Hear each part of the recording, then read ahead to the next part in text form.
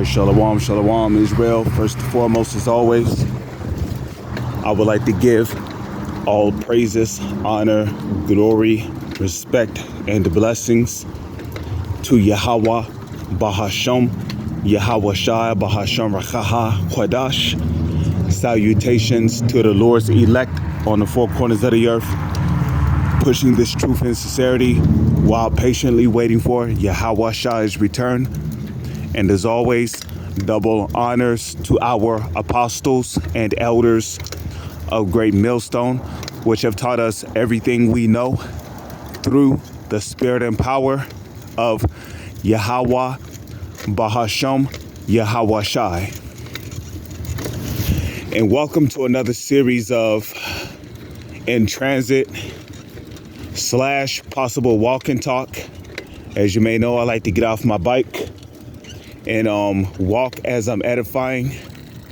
I wanted to go into this situation that happened down in Canada, Girard, Canada, okay? And basically, they're talking about passing a bill that could criminalize speaking or reading out of the Bible or quoting precepts. Now, anybody who is spiritual would know that this is not just biblical prophecy. This also proves reincarnation. Because during the time of the Roman Empire, Christianity was outlawed, okay? If you was calling yourself a Christian, a follower, which a Christian back then during the Roman Empire era is way different from your Christians today, okay? Your Christians today are not real Christians. Okay, the Christians back during the time of the Roman Empire, they were true followers of Yahweh Shai. Okay, they was not calling on, Jesus Christos, because we know the letter J did not exist during the Roman Empire. The letter J did not come about until, I believe, around the 1500s by a guy by the name of Giorgio Trissino, if I'm saying that correctly, okay, who put a hook underneath the letter I and changed the pronunciation of it.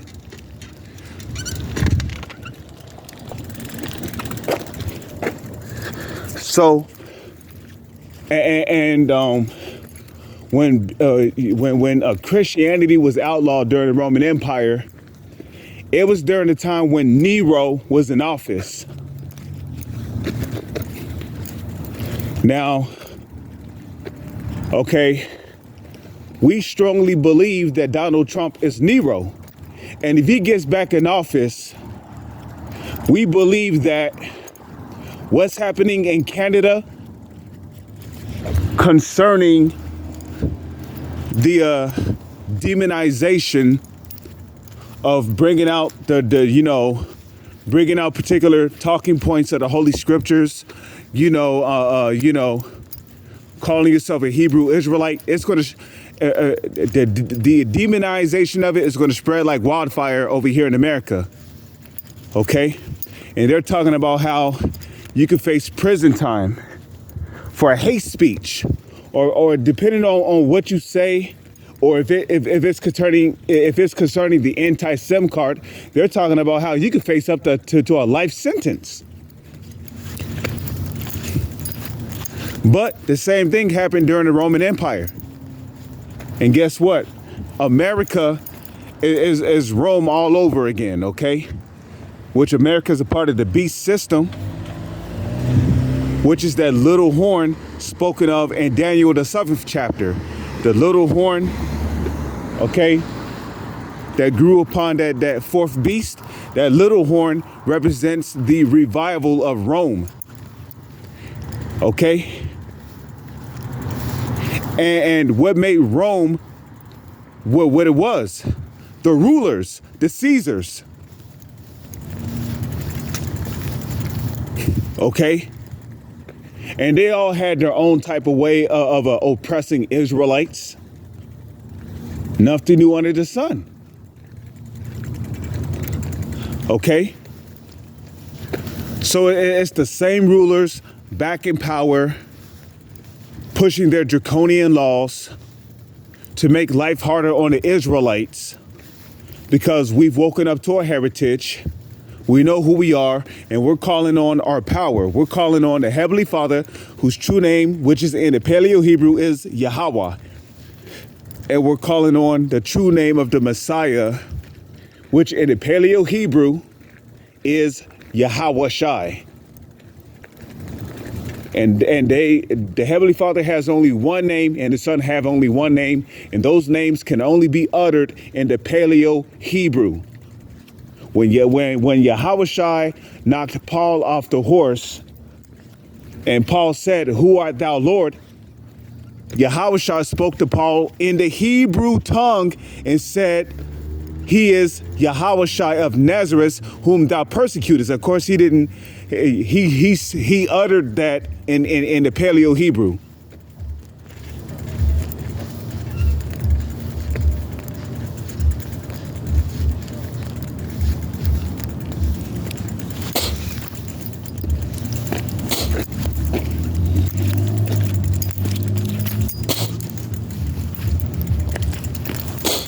So, you know, there was a lot of persecution of the Israelites who were followers of believers in Yahweh Shai that was going on. Okay, from Thessalonica, from Corinth, Greece. Okay, to the Philippines, the Philippines or whatever. Okay, to Ephesia, to Asia Minor.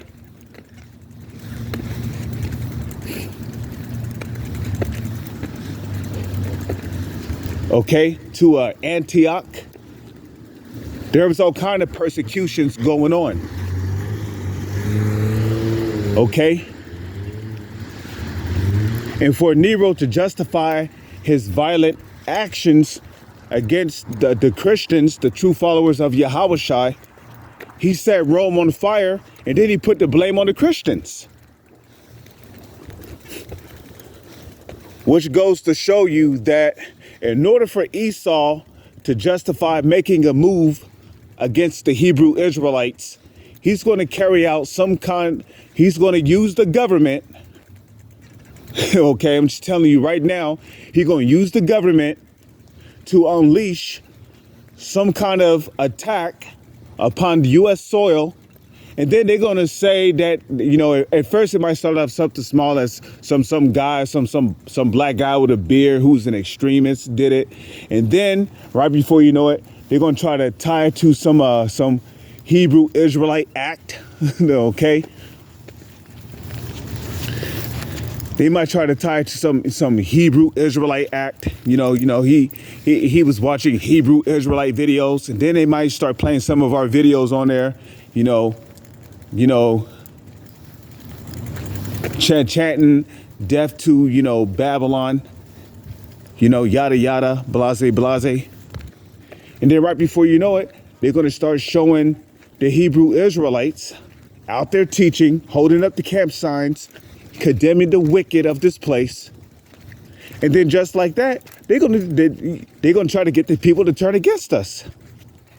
Just like how they got the people of Rome to turn against the Christians. Because when Rome got burnt down, it wasn't that, Rome was just on fire and then the persecution began. Nah. The civilians of Rome, they were offended. They wanted the Christians dead. I'm talking about the citizens of Rome, There was a lot of controversy going on, a lot of chaos. But the common solution that everyone had was that the Christians had to go, And around that time, certain of the apostles were being put to death. Okay?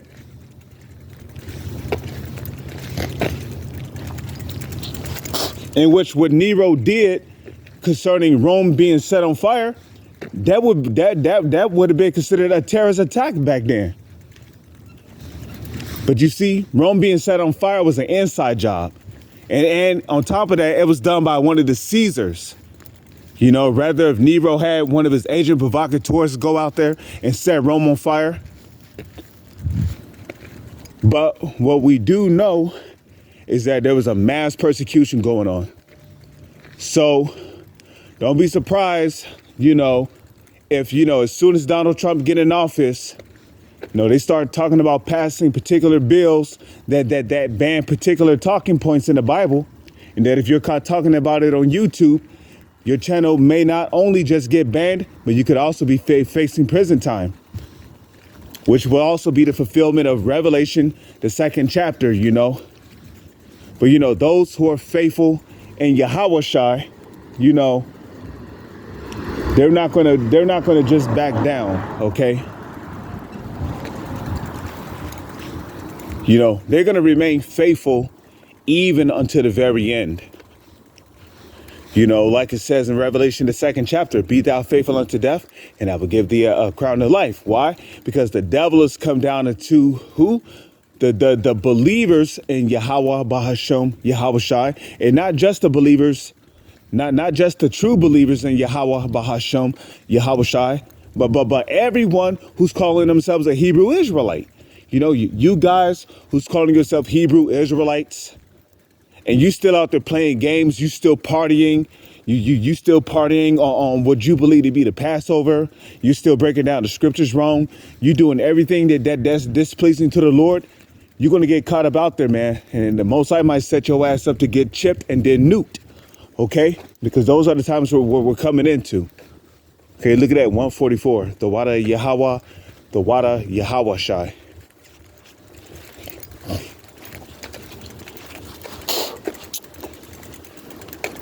Okay? This truth is not a fucking game, man. That's just like that movie Jumanji, you know? When they found that board game, they thought it was just a board game at first, you know? It was all fun and giggles until they started rolling that dice and shit got real, you know? You know? Shit started coming to life. You know, there was animals roaming in their house. Well, when you look at the Holy Scriptures, you can low-key kind of, you know, you can kind of compare it to that. Because you got niggas out there who think this truth is a game. But when these prophecies start speaking, when shit start happening, then you're going to realize how real the prophecies are in the scriptures, man. We're living in some deadly, dangerous, persecutive times. And the Esau, the Edomites, started with the so-called elites, trickling down to the rest of their nation of people.